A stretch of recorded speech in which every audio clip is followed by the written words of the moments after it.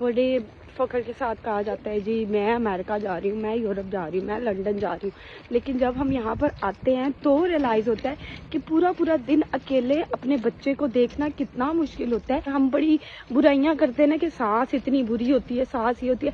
कम से कम 10 मिनट के लिए आप उसके पास छोड़ के किचन में जाके कोई काम तो कर सकते हो ना, और इनफैक्ट जाके वॉशरूम में नहा तो सकते हो। बाहर के मुल्क की ज़िंदगी लड़कियों के लिए इज़ वेरी डिफ़िकल्ट।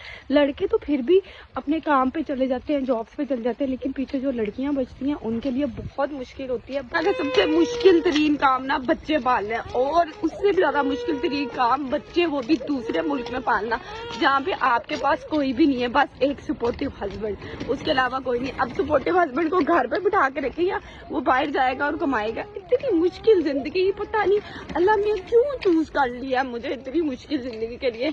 मेरे से तो नहीं गुजारी जा रही, मैंने नहीं रहना यहाँ पे।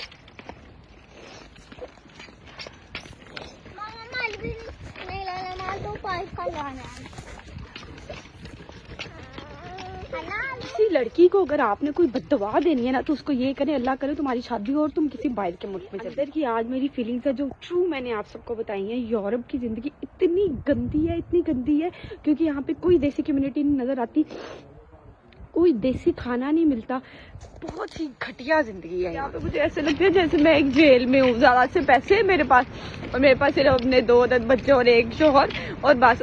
और अगर मैं बाहर निकलूंगी तो बहुत ज्यादा स्नो होगी, बहुत ज्यादा ठंड लगेगी, और मेरी एक बेटी है वो बहुत ज्यादा रोएगी। इतनी गंदी जिंदगी है यहाँ पे, मेरा बिल्कुल भी यहाँ रहने को दिल नहीं करता। मैं तंग आ गई हूँ यहाँ से। मे भी फैमिली प्रेशर में आके मुझे ये वीडियो डिलीट करनी पड़े, लेकिन एट द एंड मेरी जस्ट आप लोगों से एक ही रिक्वेस्ट है कि अपने बच्चों को, स्पेशली अपनी लड़कियों को, कभी भी बाहर के मुल्क में शादियां ना करें, उनको अपने आप से इतना दूर ना करें, क्योंकि इंसान की बहुत छोटी जिंदगी है। मुझे ये लगता है कि हमें अपने रिश्तेदार के पास रहना चाहिए।